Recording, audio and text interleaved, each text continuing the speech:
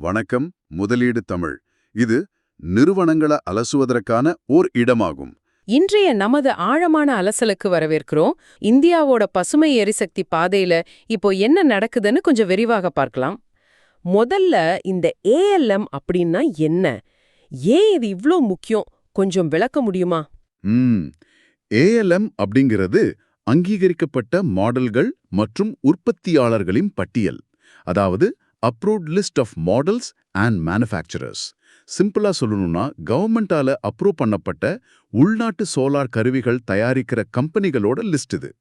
இதோட பின்னணி என்னன்னா, உலக அளவுல சோலார் மார்க்கெட்ல பாத்தீங்கன்னா சீனாவோட ஆதிக்கம் ரொம்ப அதிகம். அவங்க பெரிய அளவுல உற்பத்தி பண்றதாலையும் டெக்னாலஜியாலையும் விலை ரொம்ப கம்மியா இருக்கு. ஓ, அதனாலதான் நாம நிறைய இறக்குமதி பண்றோமா?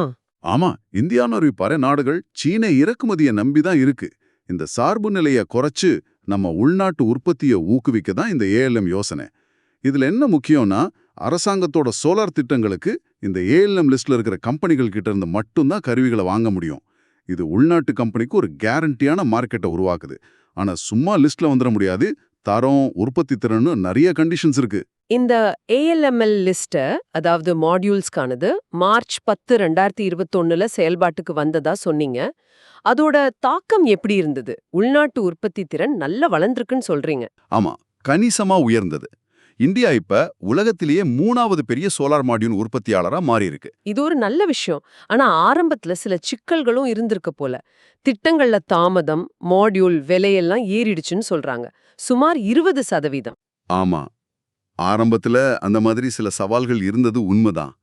விலை ஏறிச்சு, சில ப்ராஜெக்ட் டிலேஸ் ஆச்சு. எந்த மாதிரி ஒரு சூழல்ல வாரி எனர்ஜிஸ் மாதிரி பெரிய இந்திய நிறுவனங்களுக்கு இது எப்படி சாதகமா அமைஞ்சுது? வாரி எனர்ஜிஸ் ஏஎல்எம்எம் பட்டியல்ல ஆரம்பத்துல இடம் பிடிச்ச ஒரு பெரிய நிறுவனம். நீங்க சொன்ன மாதிரி 2025ல மாடியூல் விநியோகத்துல அவங்களுக்கு ஒரு 17.3% சந்தை பங்கு இருந்திருக்கு. பெரிய பங்கு தான் அது. ஆமா, அவங்களோட உற்பத்தி திறன் கூட 2025ல சுமார் 15 கிகாவாட் அளவுக்கு உயர்ந்திருக்கு.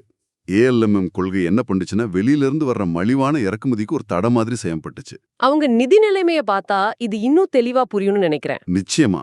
நிகர லாபம் 2021ல வெறும் 50 கோடி ரூபாய், 2025ல 1781 கோடி ரூபாய், கிட்டத்தட்ட 35 மடங்கு அதிகரிப்பு. நம்ப முடியல. இதுக்கு ஏஎல்எம் உருவாக்குன அந்த பாதுகாக்கப்பட்ட உள்நாட்டு சந்தை ஒரு முக்கிய காரணம் சொல்லலாமா?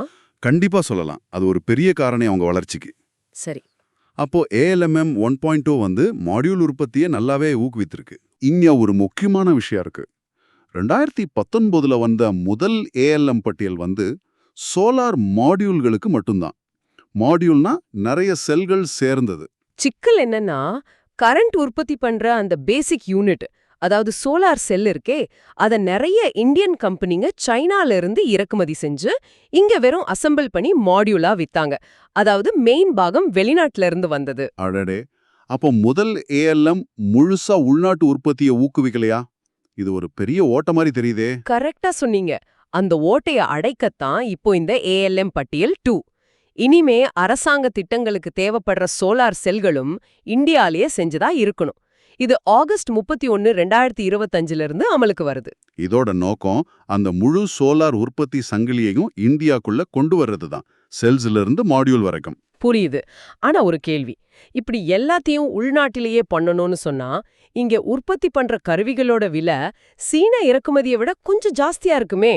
அப்போ சோலார் ப்ராஜெக்டோட மொத்த செலவு அதிகமாயி நாம அந்த 50% இலக்கு அடைஞ்ச வேகம் குறையாதா? நீங்க சொல்றது ரொம்ப சரி.